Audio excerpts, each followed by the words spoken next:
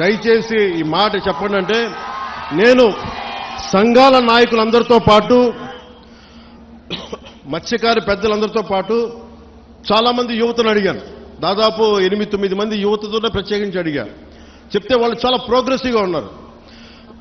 వాళ్ళు అడిగింది ఏంటంటే, ఒకటి, ఈ వ్యర్థాలని ఎలా శుద్ధి చేస్తారు, శుద్ధి చేస్తే మేము పొల్యూషన్ కంట్రోల్ బోర్డుని మేము ఎలా నమ్మాలి, వాళ్ళేమో చేయట్లేదు అన్నారంటే దానికి నేనేం చెప్పానంటే, కలెక్టర్ గారు షణ్మోహన్ గారితో మాట్లాడి నాకు సమయం ఎంత ఇస్తారు ఇవన్నీ చేయడానికి అంటే, నేను 3 దఫాలుగా పెట్టుకున్నాను. ఈ 3 రోజుల తర్వాత మళ్ళీ నేను ఒక పడవ తీసుకొని మీరు ఎక్కడైతే వ్యర్థాలు వస్తున్నాయో, ఎక్కడైతే మన మత్స్య సంపద నాశనం అయిపోతుందని మీరు చెప్తున్నారో వాటిలో ఒకసారి నేను వెళ్ళి చూస్తాను.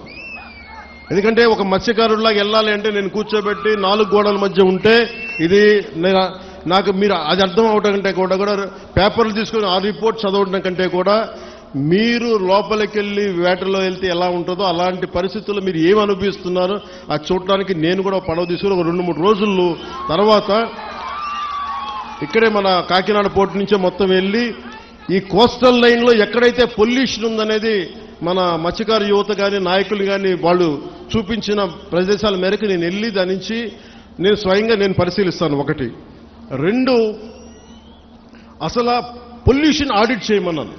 అది దివీస్ కావచ్చు, అరబిందో కావచ్చు, డెక్కన్ కావచ్చు, చిన్న చితక పరిశ్రమలు ఏమున్నాయో.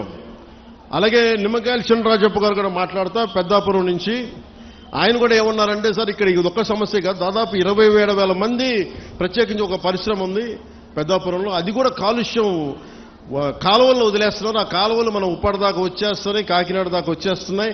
మొత్తం పంట పొలాల్లోకి వెళ్ళిపోతుంది ఆ కాలువ, ఆ నీళ్లు. దానివల్ల అదే భూమిలోకి ఇంకిపోయి అదే మనం ధాన్యం కూడా తింటా ఉన్నాం. దానివల్ల ఒళ్ళు కూడా పారైపోతుంది, క్యాన్సరస్ అవుతుంది అనేది.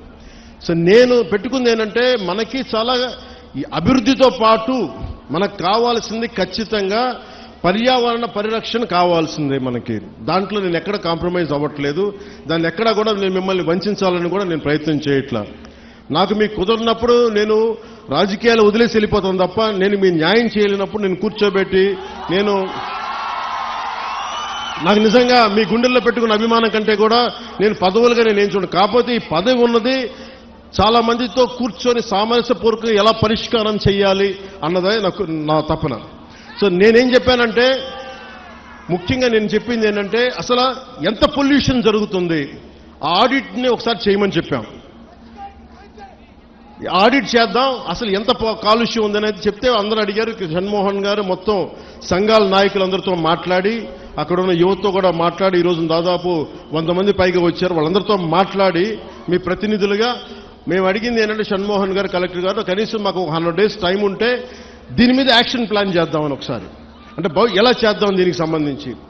ఎందుకంటే మీరు బోట్లు దెబ్బతినకూడదు, మీకు మీ వేటకి ఇబ్బంది పడకూడదని దీనికి ఏం చేయాలంటే ఒక ప్రాపర్ యాక్షన్ ప్లాన్, ఒక 100 రోజుల సమయం అని అడిగాం. సో మిమ్మల్ని కూడా నేను ప్రతిపాదిస్తుంది, మిమ్మల్ని అభ్యర్థిస్తుంది, మీ అందరినీ వేడుకుంటుంది. మాకు కనీసం ఒక 100 రోజుల సమయం కనుక మీరు ఇస్తే దీనికి ఒక రోడ్ మ్యాప్, ఒక ప్లాన్ క్రియేట్ చేసి మీ ముందు పెట్టి మీ అందరి అనుమతితోటే మనకి ఉపాధి అవకాశాలు ఉంటూనే మనకి కాలుష్యాన్ని ఎలా నివారించాలి అన్న దాని మీద నా ప్రణాళికకి నాకు కనీసం ఒక 100 రోజుల సమయం కావాలి. ఆ 100 రోజుల సమయాన్ని మిమ్మల్ని ఇమ్మని నేను ఆర్థించడానికే నేను ఈరోజు మీ ముందుకు వచ్చాను. నాకు ఒక 3 నెలల నుంచి 100 రోజుల సమయం కావాలి. సో మీరు ఆ 100 రోజుల్లోపు నేను ఒక రోడ్ మ్యాప్, ఒక పరిష్కార మార్గం, అవసరమైతే దీన్ని క్యాబినెట్లో మాట్లాడతాం, లేదంటే అసెంబ్లీలో కూడా మాట్లాడి మీకు న్యాయం జరిగేలాగా నేను ముందుకు తీసుకెళ్తాను. మీ అందరికీ నేను మనస్ఫూర్తిగా మీకు తెలియజేసుకున్నాను. సో నాకు 3 నెలల సమయం మిమ్మల్ని, ఇది ప్రజాస్వామ్యం, నేను 4 గోడల మధ్య కూర్చొని నేను అడగట్లా. నాకు ఒక 100 రోజుల సమయం కావాలి. ఏం చేద్దాం చెప్పండి, అవునా కాదా? 100 రోజులు సమయం ఇస్తున్నారా? నాకు ఇస్తున్నారా? 100 రోజులు సమయం ఇస్తున్నారా లేదా నాకు చెప్పాలి. అలా కుదరదు నాకు. ఎందుకు చెప్తా, మీరు 100 రోజుల సమయం ఇవ్వకపోతే, మీరు 100 రోజుల సమయం ప్రాక్టికల్గా మీరు ఆలోచించండి.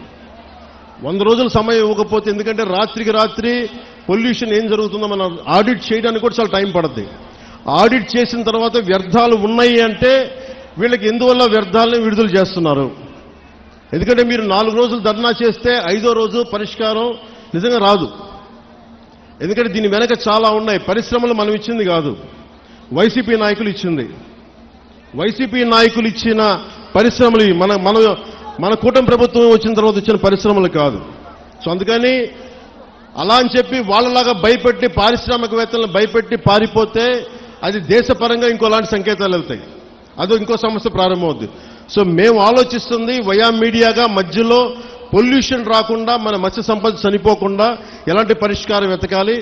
అలాగే ఓఎన్జీసీ వాళ్ళు మనకి కొంత కాంపెన్సేషన్ పే చేస్తా ఉన్నారు, ప్రతి నెలకైనా అడుగుతా ఉన్నారు. అది మేము పెట్టే ప్రతిపాదన కలెక్టర్ గారితో సంబంధిత మంత్రివర్గంతో మేము అడుగుతుంది. ఈ ఎక్కడైతే ఎఫెక్ట్ అవుతా ఉన్నారో వాళ్ళకి సంబంధించి ఆ పరిశ్రమలు కానీ పారిశ్రామిక యాజమాన్యంతో మాట్లాడి వాళ్ళు ఎంతవరకు చేయగలరు, ఒకళ్ళు కాంపెన్సేషన్ ఇవ్వగలరా, నెలకి ఇవ్వగలరా, లేదంటే వన్ టైం సెటిల్మెంట్ చేయగలరా, ఇవన్నీ మాట్లాడాల్సిన అవసరం ఉంది, మాట్లాడాల్సిన పరిస్థితి ఉంది. అది మీకు అంటే ఇవన్నీ చేయడానికి నాకు కనీసం ఒక 3 నెలలు సమయం కావాలి. 3 నెలల సమయం తర్వాత ఖచ్చితంగా ఒక పరిష్కార మార్గానికి తీసుకొచ్చి, ఇది ఎందుకంటే పిఠాపురం మోడల్, ఈ పొల్యూషన్ మోడల్ రాష్ట్రం అంతా అప్పీల్ అవుతుంది, అప్లై చేయాల్సిన పరిస్థితులు వస్తూ ఉన్నాయి. ఎందుకంటే పరిశ్రమలు రావాలి. ఉదాహరణకి మీకు భీమవరం దగ్గర ఆక్వా పార్క్ ఉంది. ఆక్వా పార్క్ పెడితే ఏం జరిగింది? అక్కడ కూర్చోబెట్టి రాత్రి గొడవలైనవి. కానీ ఆక్వా పార్క్ పోలీసులు ఛార్జ్ చేశారు, కేసులు పెట్టారు, కానీ పరిష్కారం దొరకలా. మనకు అలాంటి పరిస్థితులు రాకూడదు.